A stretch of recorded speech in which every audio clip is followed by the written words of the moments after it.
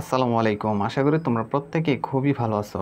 তো দীর্ঘ প্রায় অনেক দিন পর আবারও একটা নতুন ভিডিও নিয়ে হাজির হয়ে গেলাম, আর সেটা হচ্ছে তোমার ক্র্যামারের নিয়ম, অর্থাৎ ক্র্যামার্স রুল। তো তোমরা হয়তো অনেকেই জানো যে সুইস বিজ্ঞানী গ্যাব্রিয়েল ক্র্যামার হচ্ছে তোমার 1750 সালে একঘাত বিশিষ্ট সমীকরণ জোট সমাধান করার জন্য একটা পদ্ধতি আবিষ্কার করেন, যার নাম হচ্ছে তোমার কি ক্র্যামার্স রুল। তো আজকের এই ভিডিওটি সম্পূর্ণ দেখলে ক্র্যামারের নিয়ম সম্পর্কিত যাবতীয় যত ম্যাথ আছে ইনশাল্লাহ আশা করি এগুলো তুমি সলভ করতে পারবে। তো আমি প্রথম নিয়মটা দেখিয়ে দিব, দেন হচ্ছে ধারাবাহিকভাবে অঙ্কগুলো দেখিয়ে দিব। তো চলো দেরি না করে আজকের মূল ভিডিওটি আমরা শুরু করি।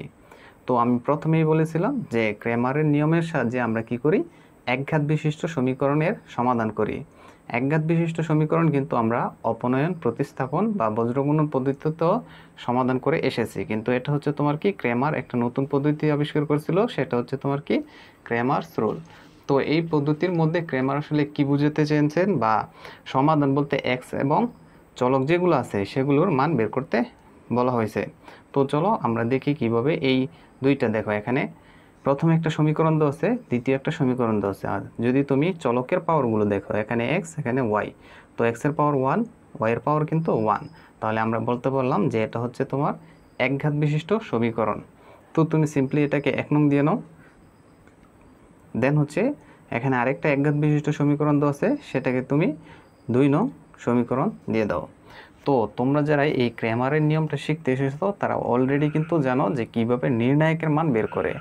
তো এখান থেকে একঘাত বিশিষ্ট সমীকরণ থেকে তুমি নির্ণায়কের মান বের করার প্রসেসটা হচ্ছে যে এখানে চলকের সহগগুলো নিবা, চলকের সহগগুলো, তাহলে এখানে চলক কয়টা, দুইটা, দুইটা চলক আছে, তাহলে এই চলকের সহগ নিয়ে নির্ণায়কের মান বের করবা।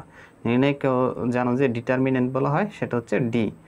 তো এখন হচ্ছে এক্সের সহগ কত, এ ওয়ান, এখানে এক্সের সহগ কত, এ টু, এখানে বি ওয়ান, এখানে হচ্ছে বি টু। তো এটার কিন্তু একটা নির্ণায়কের মান বের হবে, সেটা কিন্তু তোমার কি হওয়া যাবে না, শূন্যের সমান হওয়া যাবে না। আমরা জানি যদি শূন্যের সমান হয়ে যায় তাহলে সেটা ব্যতিক্রমী ম্যাট্রিক্স হয়ে যায়, অর্থাৎ ব্যতিক্রমী হয়ে যায়। আর যদি ব্যতিক্রমী হয় তাহলে কিন্তু আমরা সেটার কি করতে পারবো না, নির্ণায়কের মান বের করার পরও এটার ক্র্যামারের নিয়মের সাহায্যে সমাধান করতে পারবো না। তো অবশ্যই আমাদের এটা কি হতে হবে, অব্যতিক্রমী ম্যাট্রিক্স, অর্থাৎ অব্যতিক্রমী ম্যাট্রিক্সের নির্ণায়কের মান বের করতে হবে। তো যাই হোক, এটা কিন্তু জিরোর সমান হওয়া যাবে না। তো দেন হচ্ছে তুমি এক্স এর মান বের করবা, অর্থাৎ ডিএক্স। এখন ডিএক্স এর মান বের করার তোমার প্রসেসটা কি, যেখানে এক্স এর সহগগুলো আছে সেখানে জাস্ট ধ্রুবক পদগুলো বসিয়ে দিবে। তো এখানে ধ্রুবক পদ কত, সি ওয়ান, সি টু, আর বাকি যেটা আছে সেটা সেম লাগবে, বি ওয়ান, বি টু। এখান থেকেও একটা নির্ণায়কের মান চলে আসবে। দেন হচ্ছে তুমি কি করবে, ডি ওয়াই এর মান বের করবে। ডি ওয়াই এর মান বের করো কিন্তু খুবই ইজি, সেটা হচ্ছে কিভাবে, যেখানে ওয়াই এর সবগুলো বসিয়েছিলাম নির্ণায়কে, সেখানে এখানে ধ্রুবক পদগুলো বসিয়ে দেবো। তাহলে এখানে এ ওয়ান, এ টু, আর এখানে হচ্ছে সি ওয়ান, সি টু। তো এখান থেকেও কিন্তু একটা নির্ণায়কের মান পাওয়া যাবে। তো এরপর হচ্ছে আমরা এই 1 আর 2 সমীকরণকে তোমার কি করতে পারি, বজ্রগুণন পদ্ধতিতে সমাধান করে এক্স এবং ওয়াই এর মান বের করতে পারি। তো তোমাকে যেহেতু এক্সামে তোমার এ ওয়ান, বি ওয়ান এবং এ টু, বি টু এগুলোর মান দেওয়া থাকবে, সেক্ষেত্রে আমরা সরাসরি হচ্ছে মানটা বের করে দিব। যেমন যদি তুমি এক্স এর মানটা বের করতে চাও তাহলে তুমি যে কাজটা করবে সেটা হচ্ছে প্রথম হচ্ছে এক্স লিখবে, দেন হচ্ছে এই নির্ণায়ক দিয়ে ভাগ করে দিবে, অর্থাৎ যে আমাদের মেইন নির্ণায়কটা থাকবে সেটাকে ডি এক্স দ্বারা ভাগ করবে।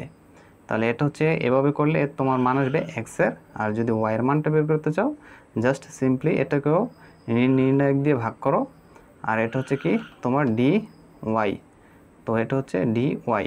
তো এভাবে হচ্ছে তুমি ক্র্যামারের নিয়মের সাহায্যে, আর এটা কিন্তু 2/2 ক্রমের, এটা হচ্ছে তোমার কি 2/2 ক্রমের একটা তোমার কি বলে নির্ণায়কের সমাধান। তো এরপরে আমরা যেটা দেখব সেটা হচ্ছে 3/3 ক্রমের নির্ণায়কের ম্যাথ কিভাবে তুমি সমাধান করবে। তো এই প্রসেসে কিন্তু তুমি কি করতে পারবে, খুব সিম্পলি এক্স এবং ওয়াই এর মান বের করতে পারবে। যেহেতু বলছে একঘাত বিশিষ্ট সমীকরণের সমাধান, তাহলে এখান থেকে তোমরা দেখতে পাচ্ছ যে সমাধান মানে আমাদের এখানে চলকের মানগুলো বের করতে হবে। তো এইটুকু আশা করি বুঝতে পেরেছ। যদি এটা বুঝো তাহলে কিন্তু আমরা এখন যে কোনো ম্যাথ, অর্থাৎ 2/2 ক্রমের যে কোনো ম্যাথই কিন্তু আমরা এখন সলভ করতে পারবো। তো তোমাকে একটা 2/2 ক্রমের একটা ম্যাথ যদি আমি সলভ করে দেই, দেখো তোমার দুইটা সমীকরণ দেওয়া আছে, x plus 3y plus 2 is equal 0, এটাকে 1 নং দাও। আর দেন হচ্ছে 2x প্লাস y প্লাস 3 সমান 0, এটাকে 2 নং দাও। তো আমাদের প্রসেসটা কী ছিল, যে প্রসেসটা ছিল প্রথম আমরা নির্ণায়কের মান বের করব। তো এখান থেকে যদি ডি এর মানটা বের করো, ডি এর মানটা কীভাবে বের করবে, এক্সের সহগ হচ্ছে 1, এখানে এক্সের সহগ হচ্ছে 2, এখানে ওয়াইয়ের সহগ হচ্ছে 3, এখানে ওয়াইয়ের সহগ হচ্ছে 1।